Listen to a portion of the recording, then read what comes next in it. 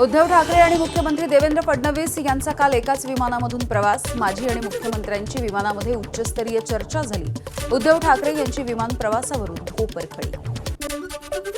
उद्धव ठाकरे आणि देवेंद्र फडणवीसांच्या एकत्रित प्रवासाच्या नंतर मंत्री उदय सामंत यांच्या स्टेटसची चर्चा होतीये. योग्य लोकांचे हात हातामध्ये असतील तर चुकीच्या लोकांची साथ धरण्याची वेळ कधीच येत नाही. उदय सामंत यांचा उद्धव ठाकरेंना टोला. बंडखोर खासदारांच्या तोंडाला काळं फासणाऱ्यांना 51,000 रुपयांचं बक्षीस देणार. ठाकरेंच्या शिवसेनेचे हिंगोलीचे जिल्हाप्रमुख संदेश देशमुख यांचं विधान. आमच्या सोबत असताना वाघाचं जीवन जगत होतात, आता तिकडे गाढवाचं जीवन जगा. गद्दारी करणाऱ्या खासदार संजय देशमुख यांना उद्धव ठाकरेंचा टोला. यवतमाळमधल्या सभेमधून निवडणुकीच्या तयारीला लागण्याचे उद्धव ठाकरेंचे आदेश. विकास निधी भाजपच्या मालकीचा आहे का? उद्धव ठाकरे यांचा यवतमाळमधल्या जाहीर सभेतून सवाल. विरोधी पक्षाचे आमदार खासदार निवडून आलेल्या भागामध्ये भाजपचे मतदार राहत नाहीत का, असाही सवाल.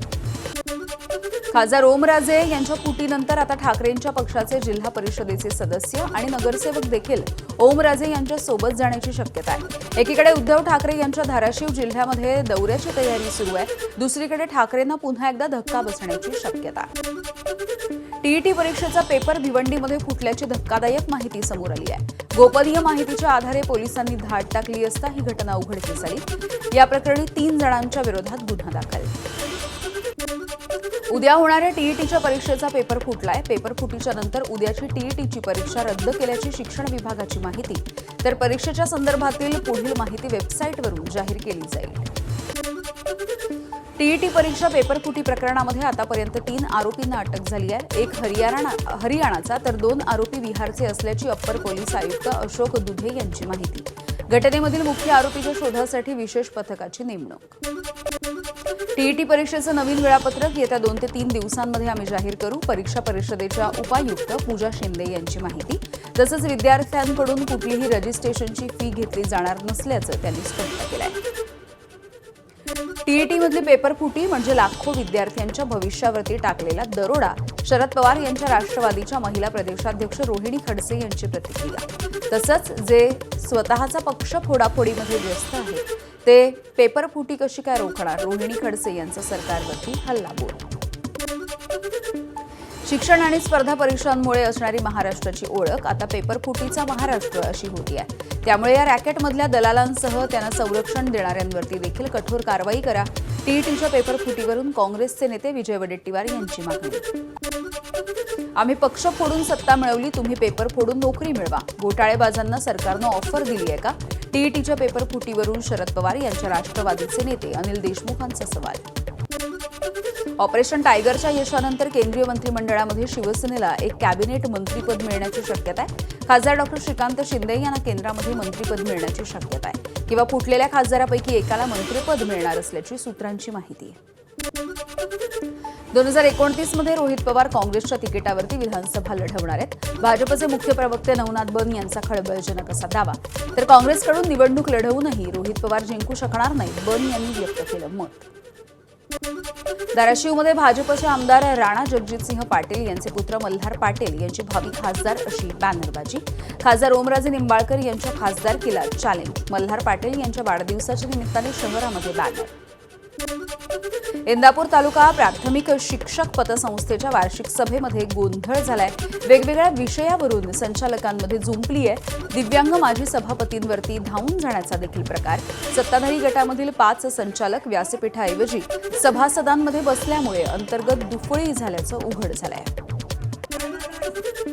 मुंबई महानगरपालिकेचे एस विभागामधील घनकचरा व्यवस्थापन विभागामधल्या कर्मचाऱ्यांचं 5 दिवसांपासून काम बंद आंदोलन.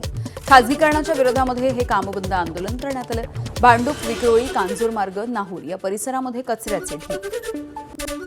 राज्यामध्ये मंगळवारपासून मतदारांच्या ज्या याद्या आहेत त्यांच्या फेरतपासणीची मोहीम हाती घेतली जाते. 30 जून ते 29 जुलैच्या दरम्यान घरोघरी अर्जाचं वाटप होणार आहे. राज्यामध्ये सध्या 9,86,00,000 मतदार. सलमान खान गॅलेक्सी अपार्टमेंटमधलं घर सोडून शिफ्ट होण्याची शक्यता. वांद्र्यामधल्या चिंबई परिसरामध्ये सलमान नवं घर बांधत असल्याची माहिती. बिष्णोई गँगकडून फायरिंग आणि धमक्यांच्या पार्श्वभूमीवरती सलमान शिफ्ट होत असल्याची चर्चा आहे. नाशिकच्या मालेगावमध्ये अघोरी जादू टोण्याचा प्रयोग. मुंगसे इथल्या इला फार्म हाऊसवरती हा अघोरी जादूचा प्रयोग सुरू होता. पोलिसांनी छापा टाकून एका महिलेसह 9 जणांना अटक केली आहे. घटनास्थळावरून लिंबू, हिरवा कपडा, हळद कुंड, लाल काळ्या धाग्यामध्ये ओवून ठेवलेले लिंब, काळे मूग असं पूजेचं साहित्य देखील आढळलं आहे. अहिल्यानगर शहरामध्ये तरुणानं अंमली पदार्थांच्या आहारी जाऊन आत्महत्या केली होती. त्याची पालकमंत्री राधाकृष्ण विखे पाटील यांनी गंभीररित्या दखल घेतली आहे. ज्या पोलीस ठाण्याच्या हद्दीमध्ये अंमली पदार्थ सापडतील त्या पोलीस ठाण्यामधील पोलीस निरीक्षकांचं निलंबन होणार असल्याची विखे पाटील यांची माहिती. भिवंडी शहरामधल्या निजामपूर परिसरामध्ये एफडीएची कारवाई. 5,18,000 रुपये किमतीचा मुदतबाह्य पिठाचा 9 टन साठा जप्त करण्यात आला. गुजरातच्या भुजमध्ये हा पिठाचा साठा जाणार होता. या प्रकरणी 2 जणांना ताब्यात घेण्यात आलंय. जळगाव जिल्ह्यामध्ये पैशांच्या व्यवहारामधून रवींद्र महाजन यांची नगर देवळा रेल्वे स्थानकाजवळ आत्महत्या. डॉक्टर समाधान पाटील यांना उसने पैसे दिले होते. ते वारंवार मागूनही देत नाहीत. त्यामुळे त्यांनी टोकाचं पाऊल उचललंय. पोलिसांकडून या प्रकरणाचा तपास सुरू आहे. शिर्डीमध्ये पत्नीवरती खुरप्यानं जीवघेणा हल्ला. विवाहबाह्य संबंधांच्या संशयामधून पत्नीचा संताप अनावर झाला. पत्नीवरती सध्या रुग्णालयामध्ये उपचार सुरू आहेत. आरोपी पती पोलीस स्टेशनमध्ये स्वतःहून हजर. बुलढाणा जिल्ह्यामधल्या जळगाव जामोदमधील शिवानी कळवेकर बनावट हत्याकांडाच्या प्रकरणी अजूनही पोलिसांच्या हाती काहीच लागलेलं नाहीये. 13,000 बेपत्ता महिलांची पडताळणी आणि 12 जणांची डीएनए चाचणी करूनही पोलिसांचे हात रिकामे आहेत. महिलेचे मारेकरी अद्यापही मोकाट. साताऱ्याच्या कराडमध्ये सोन्याचे दागिने चोरणाऱ्या पती पत्नीला अटक करण्यात आली आहे. बंटी बबलीचे 4 चोरीचे गुन्हे उघडकीस आले. महिलेला जीवे मारण्याची धमकी देत सोन्याचं मंगळसूत्र हिसकावून पळ काढण्यात आला. आज राज्यामध्ये अनेक जिल्ह्यांमध्ये पाऊस आहे आणि वादळाचा देखील इशारा देण्यात आलाय. पुणे जिल्ह्याला पावसाचा ऑरेंज अलर्ट तर कोकण विभागासाठी मुसळधार पावसाचा इशारा. मुंबई, ठाणे, रायगड आणि रत्नागिरी या किनारपट्टीच्या जिल्ह्यांमध्ये पावसाची शक्यता. भारतीय हवामान विभागाकडून पावसाचा अलर्ट. विरारमधल्या 90 फूट रोड परिसरामध्ये रेल्वे रुळालगत असलेल्या नैसर्गिक नाल्यामध्ये प्लास्टिकच्या पिशव्या आणि बाटल्यांचा खच बघायला मिळतोय. वसई विरार महानगरपालिकेनं नालेसफाईच्या दाव्याची पोलखोल होताना दिसते.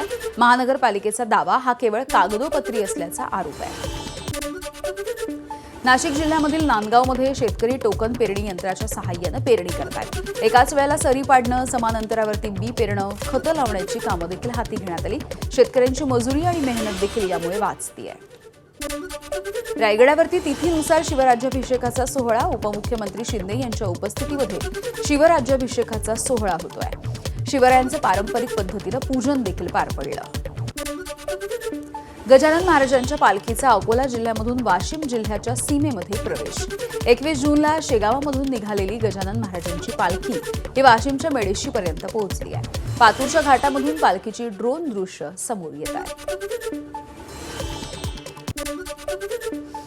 शेगावच्या संत गजानन महाराजांच्या पालखीचं वाशिम जिल्ह्यामध्ये आगमन झालंय. नागरिकांकडून पालखीचं मोठ्या उत्साहामध्ये स्वागत करण्यात आलं. पालखी वाशिम जिल्ह्यामधून पंढरपूरच्या दिशेनं मार्गस्थ झाली. सलग आलेल्या 3 दिवसांच्या सुट्टीमुळे शिर्डीमध्ये भाविकांची गर्दी. कालपासून भाविकांचा शिर्डीमध्ये ओघ सुरू आहे. साईनामाच्या जयघोषानं शिर्डी नगरी दुमदुमली. राज्यामध्ये 50% विद्यार्थी 10-11वीच्या प्रवेशाविना आहेत. यंदा 14,36,656 विद्यार्थ्यांची 11वी प्रवेशासाठी नोंदणी झाली. 3 फेऱ्या झाल्यानंतर 7,35,646 विद्यार्थ्यांचाच प्रवेश पूर्ण झालाय.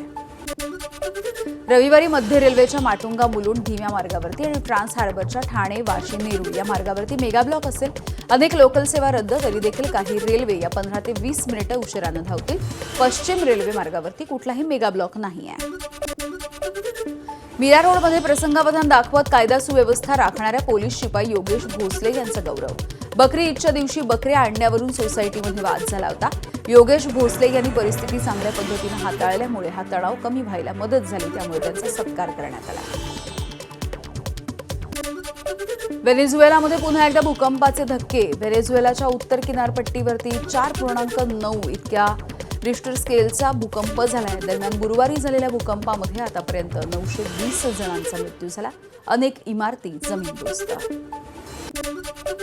ॲपलने मॅकबुक आणि आयपॅडच्या किमती वाढवल्या. ॲपलचे मुख्य कार्यकारी अधिकारी टिम कुक यांनी काही दिवसांपूर्वी या संदर्भातली घोषणा केली होती. युरोपामध्ये उष्णतेच्या तीव्र लाटेमुळे जनजीवन विस्कळीत झालंय. पंखे, पोर्टेबल एअर कंडिशनर आणि थंडावा देणाऱ्या वस्तूंसाठी मोठी मागणी आहे. दुकानांमध्ये रांगा लागल्यात आणि हाणामारी देखील होतीये. मेखला आणि हिगोस वादळाचा जपानला तडाखा. पश्चिम भागामध्ये मुसळधार पाऊस, वाहतुकीसह विमानसेवा देखील विस्कळीत. वादळामुळे जपानच्या क्युशू आणि चुकोगू या परिसरामध्ये भूस्खलनाचा धोका. मुसळधार पावसामुळे ओकिनावा इथून होणारी विमानांची उड्डाणं रद्द करण्यात आली. स्थानिक बस सेवा आणि मोनोरेलची वाहतूक देखील तात्पुरती बंद आहे. जपानच्या ओसाका शहरामधल्या एका रस्त्यावरती मॅनहोलचं झाकण हे हवेमध्ये उडालंय. जमिनीखाली अचानकपणे पाण्याचा प्रवाह वाढला, त्यामुळे ही दुर्घटना घडली. रस्त्याचं देखील मोठं नुकसान झालं. इथली वाहतूक देखील खोळंबली होती. तैवानमध्ये मेखला चक्रीवादळाच्या प्रभावामुळे मुसळधार पाऊस आहे. पिंगटुंग काउंटी इथला सखल भाग देखील पाण्याखाली गेला. शाळा आणि कार्यालये तात्पुरती बंद. पंतप्रधान नरेंद्र मोदी आजपासून 3 दिवस सेशेल्सच्या दौऱ्यावरती आहेत. राष्ट्रीय दिनाच्या सुवर्ण महोत्सवी सोहळ्यामध्ये ते सहभागी होतील. ते राष्ट्रीय सभेला देखील संबोधित करणार आहेत. पुढच्या वर्षी ट्रम्प हे भारताच्या दौऱ्यावरती येणार आहेत. अमेरिकेचे परराष्ट्र मंत्री रुबियो यांचं मोठं वक्तव्य. रुबियो यांच्याकडून मोदींचं कौतुक. जपानचे पंतप्रधान सनाए ताकाइची पुढील आठवड्यामध्ये 3 दिवसांच्या भारताच्या दौऱ्यावर. 1 ते 3 जुलैच्या दरम्यान भारतामध्ये त्या येणार आहेत. या दौऱ्यामध्ये भारत आणि जपानमधील व्यापार, गुंतवणूक, संरक्षण तसंच इतर महत्त्वाच्या क्षेत्रांसह द्विपक्षीय सहकार्य अधिक बळकट करण्यावरती भर दिला जाईल.